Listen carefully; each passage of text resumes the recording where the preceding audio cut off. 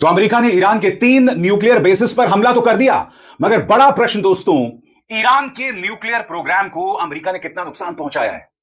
आपको यह जानकर हैरत होगी कि खुद अमेरिकी अधिकारी बता रहे हैं कि हम नहीं जानते कि ईरान के न्यूक्लियर प्रोग्राम को कितना बड़ा नुकसान हुआ है। यानी कि आपने फोर्दो, इस्फाहान और साथ ही नेतान्स पर हमला किया, मगर इस हमले के बावजूद आप यह नहीं जानते कि कितना नुकसान हुआ है। सबसे बड़ी बात, हमले से ठीक पहले फोर्दो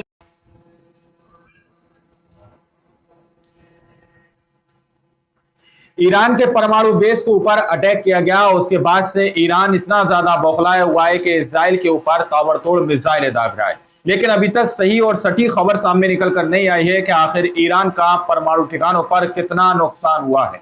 ना ही अमेरिका की तरफ से किसी भी तरह की फोटो और वीडियो जारी की गई है जिसके आधार पर यह दावा किया जा सके कि ईरान का कितना ज्यादा नुकसान अमेरिका कर पाया है। लेकिन अमेरिका के अधिकारियों ने अमेरिका के डोनाल्ड ट्रंप को क्या चेतावनी दी थी हमले से पहले और कितना नुकसान सामने निकल आया है, उसके कयास और उसके आंकड़े आप लोगों के सामने रखने वाला हूं। अमेरिका की तरफ से ईरान के ऊपर जब हमला किया गया, इजराइल की तरफ से जब ईरान के ऊपर हमला किया गया, तो आखिर ईरान के लोग अचानक से खुशियां क्यों मनाने लगे? आज की इस रिपोर्ट को देखना आप लोगों को बेहद जरूरी है। हमारे साथ वरिष्ठ पत्रकार मौजूद हैं, अवितार शर्मा, आप उनकी इस रिपोर्ट को देखिए। तो अमेरिका ने ईरान के 3 न्यूक्लियर बेसिस पर हमला तो कर दिया, मगर बड़ा प्रश्न दोस्तों, ईरान के न्यूक्लियर प्रोग्राम को अमेरिका ने कितना नुकसान पहुंचाया है।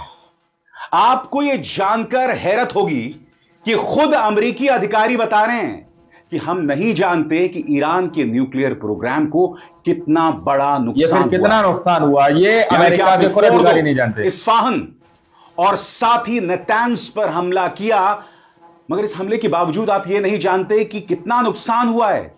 सबसे बड़ी बात, हमले से ठीक पहले फोर्दो न्यूक्लियर बेस से ईरान ने अपने तमाम जरूरी सामान को दूसरी जगह शिफ्ट कर दिया था। सही सुना आपने दोस्तों। और दूसरी तरफ ईरान क्या कर रहा है दोस्तों? ईरान इस्राइल पर हमले जारी रख रहा है। यानी कि 2 चीजें सामने उभर कर आ रही हैं। सबसे पहले, अमेरिका ने जो हमला किया उसको लेकर पारदर्शिता की कमी, यानी कि कितना नुकसान हुआ है। खुद अमेरिकी अखबार कह रहे हैं कि शायद इतना बड़ा नुकसान ना हुआ हो। और दूसरी तरफ ईरान जो लगातार इस्राइल पर हमले जारी रख रहा है। इस्राइल जो अफरा तफरी नहीं जानता, वहां पर जबरदस्त अफरा तफरी के हालात हैं। तेल अवीव के अंदर ऐसे हालात हैं। मैं इस बात की चर्चा करने वाला हूं कि दरअसल नुकसान कितना हुआ है। जी हां, इस वक्त का सबसे बड़ा प्रश्न, 3 ठिकानों पर हमले तो कर दिए जाते हैं, मगर ईरान को कितना नुकसान हुआ है, इस सवाल का जवाब मैं दूंगा। आपको अंत तक मेरे साथ रहना होगा। मगर सबसे पहले मैं आपको बतलाना चाहता हूं कि अमेरिका हमला करता है और उसके तुरंत बाद ईरान जवाबी कार्रवाई में तेल अवीव में क्या करता है, उस पर गौर किया जाए। एक एक करके दोस्तों आपके सामने स्क्रीन। सबसे पहले आप देखिए दोस्तों, ये हालात हैं तेल अवीव के। करीब 10 सेकंड का वीडियो है।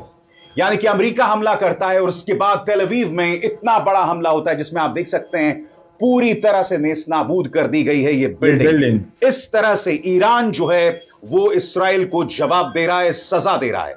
अब मैं आपको एक और वीडियो दिखाना चाहता हूं। आप देख सकते हैं धुएं का गुबार उठ रहा है, यहां पर धुएं का गुबार उठ रहा है।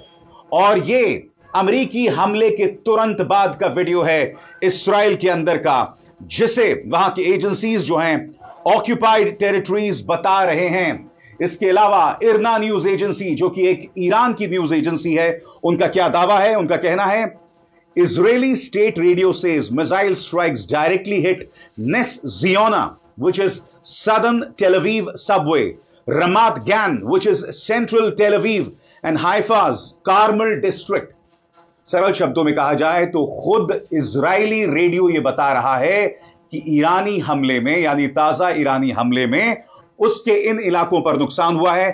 नेस जोनिया जो कि दक्षिणी तेल अवीव में है, इसके अलावा रमात गान जो कि मध्य तेल अवीव में है, और हाइफा के कार्मल जिले में भी जबरदस्त नुकसान हुआ है। और नुकसान की कई खबरें सामने आ रही हैं इसी तरह से दोस्तों।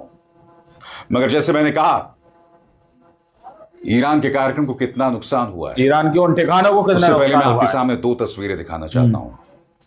इस तस्वीर में देखिए, जैसे ही अमेरिका हमला करता है, सड़क पर राष्ट्रपति मसूद पेजेश्कियां उभर कर आते हैं। और यहां पर आप देख सकते हैं वो अपनी जनता के साथ हैं। यानी कि अमेरिका हमला कर रहा है मगर वहां की जनता अपने शासकों के साथ, अपने राष्ट्रपति के साथ साफ तौर पर दिखाई दे रही है। एक तरफ ये, और दूसरी तरफ अमेरिका ने हमला किया ईरान पर। अब मैं आपको हालात अमेरिका के दिखाता हूं। ये देखिए साहब, इस हुजूम को देखिए जो उतरा है अमेरिका में। अमेरिका की सड़कों पर डोनाल्ड ट्रंप के खिलाफ प्रदर्शन हो रहा है। यह अपने आप में बहुत कुछ कहता है दोस्तों। एक बार फिर अपने स्क्रीन पर इन दो तस्वीरों पर दिखा डालिए।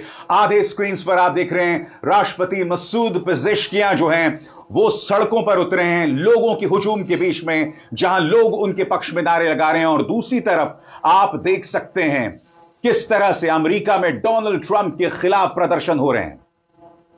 और जहां तक मसूद पेजेश्कियां के सड़क पर उतरने की बात थी, जब वो सड़क पर उतरे तो लोग death to America, death to Israel के नारे लगा रहे थे। सुनिए।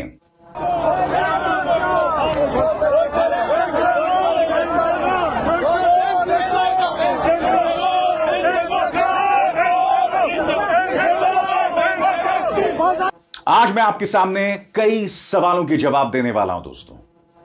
और सबसे पहला सवाल, क्या वाकई फोर्दो न्यूक्लियर प्रोग्राम को नुकसान हुआ है? क्योंकि आपको याद है दोस्तों, जैसे इन 3 न्यूक्लियर बेसिस पर हमला होता है, राष्ट्रपति ट्रंप सामने आते हैं और उनका यह कहना होता है कि हमने उन्हें तबाह कर दिया। मगर कुछ देर बाद अमेरिका का बयान कुछ हद तक बदल जाता है। पूरी तरह से तबाह करने के बाद फिर वो कहने लगते हैं सीवियरली डैमेज, यानी गंभीर तौर पर नुकसान पहुंचाया गया। आप देख रहे हैं अमेरिका ने कुछ ही देर में अपना बयान बदल दिया। अब वहां के अखबार वॉल स्ट्रीट जर्नल क्या कह रहे हैं, अमेरिका के अधिकारी नहीं जानते, ये वहां के अखबार के शब्द हैं और उस पर गौर किया जाए। आपकी स्क्रीन पर अमेरिकी बॉम्बर्स और सबमरीन द्वारा ईरान की 3 न्यूक्लियर साइट्स पर भारी हमले के एक दिन बाद भी यह साफ नहीं हो पाया है कि तेहरान का न्यूक्लियर प्रोग्राम असल में किस हाल में है। टॉप अमेरिकी अधिकारियों का कहना है कि यह कहना अभी जल्दबाजी होगी कि क्या ईरान के पास अब भी न्यूक्लियर हथियार बनाने की क्षमता बची है या नहीं, या उसका जो एनरिच्ड यूरेनियम पहले से था वो फिलहाल कहां है। गौर कीजिए, अब अधिकारी कह रहे हैं कि हम नहीं जानते हैं कि उनके पास एनरिच्ड यूरेनियम है या नहीं, या वो सामग्री है या नहीं जिससे वो न्यूक्लियर बॉम्ब बना सके। देख रहे हैं दोस्तों, अमेरिका की बागडोर सही मायने में एक जोकर के हाथ में है, एक निहायत ही खतरनाक आदमी के हाथ में है।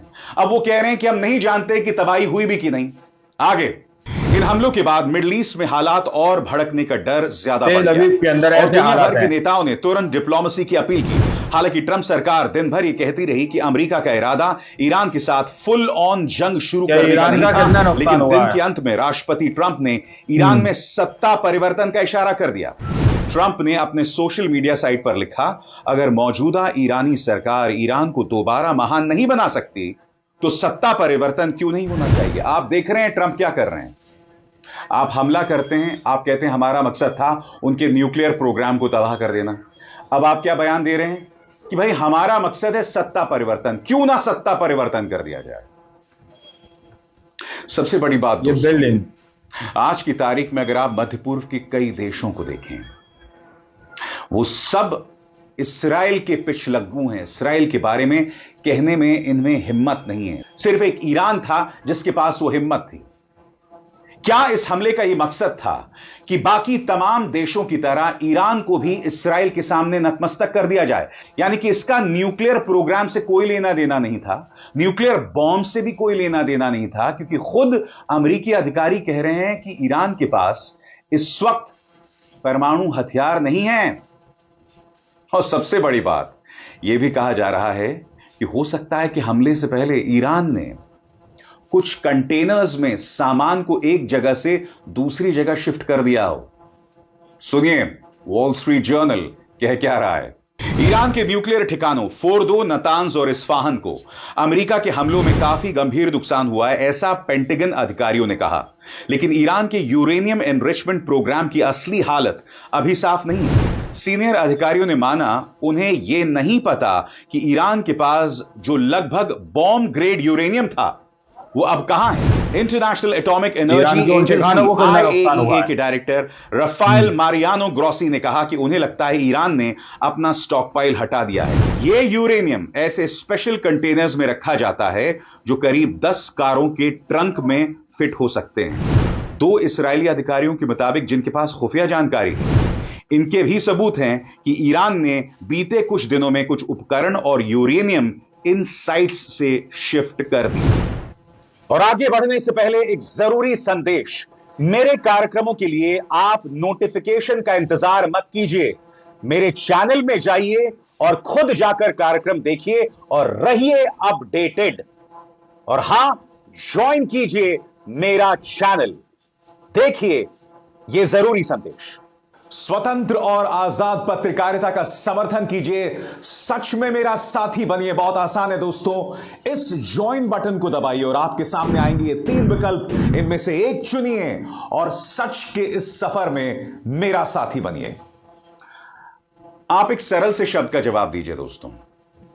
अमेरिका B-2 बॉम्बर्स की उड़ान भरती है और उसके करीब 12-14 घंटे बाद वो नतांज, फोर्दो और इस्फहान पर हमला करती है। आप बताइए, क्या ईरान के लिए 12-14 घंटे काफी नहीं है कि वो अपना सारा असला, अपना सारा स्टॉकपाइल एक जगह से दूसरी जगह शिफ्ट कर दे?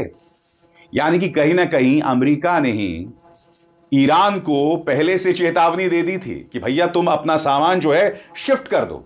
इससे कहीं ना कहीं अमेरिकी सामरिक शक्ति की ना। दोस्तों, आप लोगों ने इस वीडियो को शुरू से आखिर तक देखा।